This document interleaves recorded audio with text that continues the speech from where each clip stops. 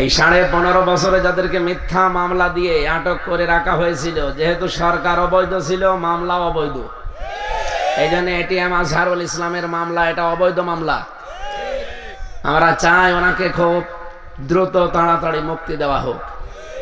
লুৎফুজ্জামান বাবর যদি মুক্তি পায়, একই মামলার আসামি তারা, তিনিও মার্ডার মামলার আসামি, ইনিও মার্ডার মামলা দিয়েছেন। সে যদি বের হতে পারে 17 বছর পর, এটিএম আজহারুলকেও ছাড়া লাগবে। এই কথা বলেন না কেন? বিশ্বনবী একটা নিরপরাধ মানুষকে ছাড়াতে 1399 জন মানুষকে শপথ বাক্য পাঠ করিয়েছিলেন হুদায়বিয়ার সন্ধির দিন। আল্লাহ এত বেশি খুশি হয়েছেন, সূরা ফাতিহার 18 নম্বর আয়াতটাই নাযিল করে দিয়েছেন। এসো কোরআনের ছায়া তলে সমবেত হই, এসো আল্লাহ ও রাসূলের অনুগত হই। প্রিয় মাগুরাবাসী, আল্লাহর দরবারে শুকরিয়া জানাচ্ছি যিনি আমাদের সুস্থ রেখেছেন, আলহামদুলিল্লাহ। আর একটু বেশি করে দিতে পারেননি, এমনি দুপুর বেলা নাকি গরিব এলাকা, মানে রোদের ভেতরে দাঁড়িয়ে থাকাও তো কষ্ট। তারপরেও যাদের কষ্ট বেশি হচ্ছে তাদের সওয়াব বেশি হবে। যে ইবাদতে কষ্ট বেশি হয় ওই ইবাদতে সওয়াব বেশি হয়। তাহলে আমার মনে হয় এখানে সবচেয়ে বেশি কম সওয়াব আমার হবে, আরামে আছে। আপনারা যারা একটু কষ্ট করছেন, আপনারা কর্তৃপক্ষকে একটু ক্ষমার দৃষ্টিতে দেখেন আর কি করবেন। ওই দরকার হয় যেখানে আলো ছায়া পান ওই জায়গায় চলে যান, এখানে না দাঁড়িয়ে ছায়া যেখানে যেখানে আছে শোনা গেলেই হবে। আর মাইকের আওয়াজ যদি আরো থাকে বাড়িয়ে দেন, কারণ কণ্ঠর অবস্থা তো ভালো না। আর জালেমরা যা করেছে 3টা বছরে ওরা একেবারে শেষ করে দিয়েছে। আমার মাথার চুল থেকে পায়ের তালু পর্যন্ত এমন কোনো জায়গা নেই যে ওরা টর্চার করে না। সব জায়গায় ওরা যেন জামা কাপড় খোলাও যায় না, এমন অবস্থা করে দিয়েছে। শরীরও ভালো না, কণ্ঠ ভালো না। দোয়া চাচ্ছি আল্লাহ রাব্বুল আলামিন কণ্ঠটা যেন ছেড়ে দেন। প্রাকৃতিক যে নিয়ম নীতিগুলো আছে এগুলো আসলে মানা লাগে। ডাক্তার বলছে আপনি মুখে টেপ মেরে রাখবেন, কিছু চাইলে লিখে দেবেন, অথচ প্রতিদিন 2টা 3টা 4টা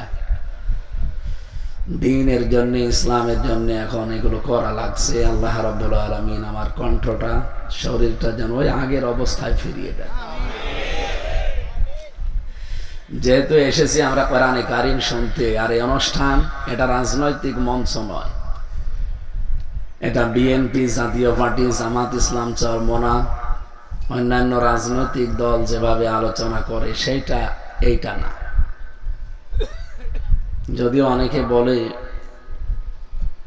যে ধর্ম যার যার উৎসব, সবার না, সবার বলা ঠিক না, উৎসব তার তার বলা লাগবে।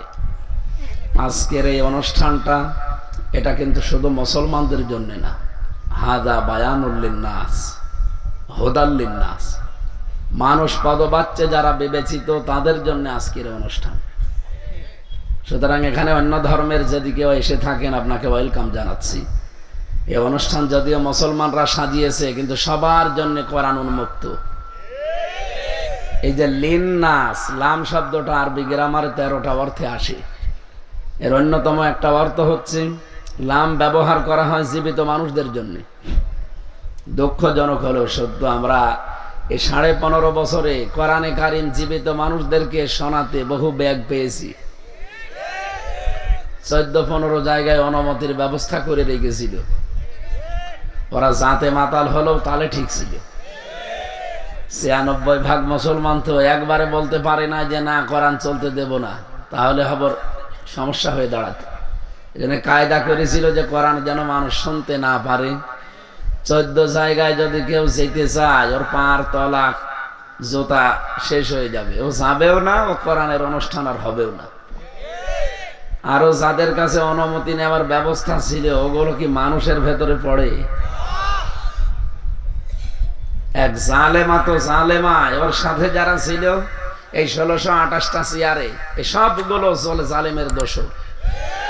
এই জন্য সংস্কার যখন চলছে আমরা আহ্বান জানাবো যারা দায়িত্বে আছেন, শুধু ওনাকে না, ওনার সাথে যারা এই 15.5 বছরে জুলুম করেছে এবং জুলুমের সহযোগী ছিল সবাইকে অন্তত আইনের আওতায় আনা হোক। আর একজনও যেন চেয়ারে থাকতে না পারে। এই 1628টা চেয়ার থেকে এদেরকে নামিয়ে দিন। এই 15.5 বছরে বৈষম্যের শিকার যারা ছিল তাদেরকে নিয়ে সেখানে বসান। এই কথা বলো না কেন? অনেক মানুষ এই 15.5 বছরে তার চেয়ার থেকে উপরের চেয়ারে উঠতে পারে নাই, এমন মানুষ ছিল না? আমরা চাই তাদেরকে নিয়ে আসেন।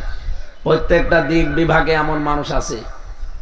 প্রশাসনে বহু মানুষ নিজের চেয়ার থেকে 2 চেয়ার উপরে উঠতে পারে নাই, কারণ তাদের দলীয় পরিচয় ছিল না।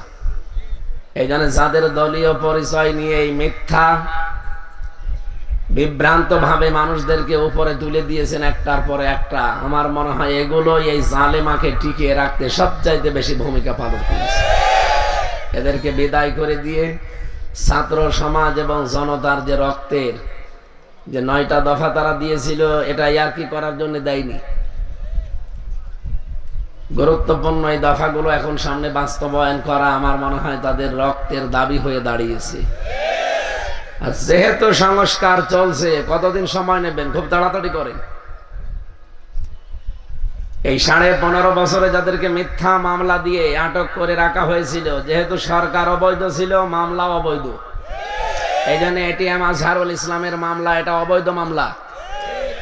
আমরা চাই ওনাকে খুব দ্রুত তাড়াতাড়ি মুক্তি দেওয়া হোক। লুৎফুজ্জামান বাবর যদি মুক্তি পায়, একই মামলার আসামি তারা। তিনিও মার্ডার মামলার আসামি, ইনিও মার্ডার মামলা দিয়েছেন। সে যদি বের হতে পারে 17 বছর পর, এটিএম আজহারুলকেও ছাড়া লাগবে। এই কথা বলেন না কেন? বিশ্বনবী একটা নিরপরাধ মানুষকে ছাড়াতে 1399 জন মানুষকে শপথ বাক্য পাঠ করিয়েছিলেন হুদায়বিয়ার সন্ধির দিন। আল্লাহ এত বেশি খুশি হয়েছেন, সূরা ফাতিহার 18 নম্বর আয়াতটাই নাযিল করে দিয়েছেন। লাকাদ রাদিয়াল্লাহু আনিল মুমিনিন ইয ইউবাইউনাকা তাহতাশ শাজারাতি ফাআলিমা মা ফি কুলুবিহিম ফাআনজালাস সাকিনাতা আলাইহিম ওয়া আসাবাহুম ফাতহান করিবা। আল্লাহ রাব্বুল আলামিন বলেন, যখন নবীজি শপথ বাক্য পাঠ করাচ্ছিল ওই বাবলা গাছের নিচে, আমি আল্লাহ তখন জিবরাইলকে বললাম, লাকাদ, অবশ্যই, রাদিয়াল্লাহু, আমি আল্লাহ রাজি হয়ে গেছি, না রাজি হব। এটা মাজি, অতীতের শব্দ, পাস্ট। আল্লাহ পাক বলেন, আমি রাজি হয়ে গেছি অলরেডি। কাদের উপরে? এই বাবলা গাছের নিচে যারা আপনার হাতের উপরে হাত দিয়ে শপথ বাক্য পাঠ করছে, ইয়াদুল্লাহি ফাওকা আইদিহিম, এরা তো আপনার হাতের উপরে হাত দেয়নি, এরা হাত দিয়েছে সরাসরি আমি আল্লাহর হাতের উপরে। সুতরাং এই শপথের উপরে যেহেতু আমি আল্লাহ রাজি হয়ে গেছি, 1399 জন হাত দিয়েছে, কিন্তু এখনো তো একজন হাত দেয়নি। কে? হযরত উসমান। ওনাকে কাফেররা আটক করে ঘোষণা দিয়েছে, কতিলা উসমান ইবনে আফফান, ওকে মেরে ফেলেছি। নবীজি বলেন, বিনা অপরাধে একটা মানুষ মেরে ফেলবে মানে? এই হত্যার প্রতিশোধ না নিয়ে কেউ মদিনায় ফেরত যাব না। দরকার হয় 1399 জন জীবন দেব, দাও আমার হাতের উপরে হাত দাও। প্রত্যেকেই যখন হাত দিচ্ছিল, আল্লাহ 3টা জিনিস তাদেরকে দিয়েছিলেন। ফাআলিমা মা ফি কুলুবিহিম, আল্লাহ বলেন আমি তাদের অন্তরের খবর জেনেছি। আমি জানলাম যে না, তারা মন থেকে এই কাজ করার জন্য উদ্বুদ্ধ হয়ে এখন হাতে হাত দিয়েছে। ফাআনজালাস সাকিনাতা আলাইহিম, তাদের উপরে আমার প্রশান্তি আমি নাজিল করলাম। ওয়া আসাবাহুম ফাতহান করিবা, এবং একটা প্রসন্ন এবং নিকটবর্তী একটা বিজয়ের সুসংবাদ তাদেরকে দিলাম। এই আয়াতে আমি যত তাফসীর পড়েছি প্রায় 42টার উপরে আমি মিলিয়েছি। মুফাসসিরুন কিরাম সব একমত, নিরপরাধ কোন মানুষের পক্ষে যদি কেউ দাঁড়ায়, আল্লাহ পাক তাকে নিজে সাহায্য করেন আর খুশির সুসংবাদ দেন। বিশ্বনবী নিজে তখন বাম হাতটা তুলে ধরলেন ওদের উপরে। সাহাবীরা বলে, হুজুরে হাত কিসের? নবীজি বলেন, আজকের এই ময়দানে 2টা ফরজ বিধান আমরা অলরেডি বাদ দিয়ে দিয়েছি, একটা হজ আর একটা রোজা। এহরামের কাপড় খুলে ফেলতে বললাম যে সাধারণ কাপড় পরো, আমি নবী কিন্তু জানি এহরামের কাপড় খুলে ফেললে আর হজ হবে না, না হোক পরে করে নেব। রমজান মাস চলছে, রোজা ভেঙে ফেলো, পরে করে নেব। ও বাংলার মুসলমানেরা বলেন তো, নবীজি মাত্র একটা নিরপরাধ মানুষের পক্ষে দাঁড়াতে গিয়ে বিধান ভাঙলেন কয়টা? আর জোরে, একটা রোজা আর একটা হজ, বলে পরে করে নেব, আগে এই নিরপরাধ মানুষের হত্যার বিচার না করে বাড়ি যাব না। জিবরাইল এসে যখন বলে, হে নবী আপনি কি টের পেয়েছেন এই 1399 জনের মনের খবর? বলেন না, আমি তো মনের খবর জানি না। বলেন আল্লাহ জেনেছেন যে এদের মনে যা আছে উপরে তাই আছে। এরা মুখে আজকে যা বলছে ভেতরে এদের তাই আছে।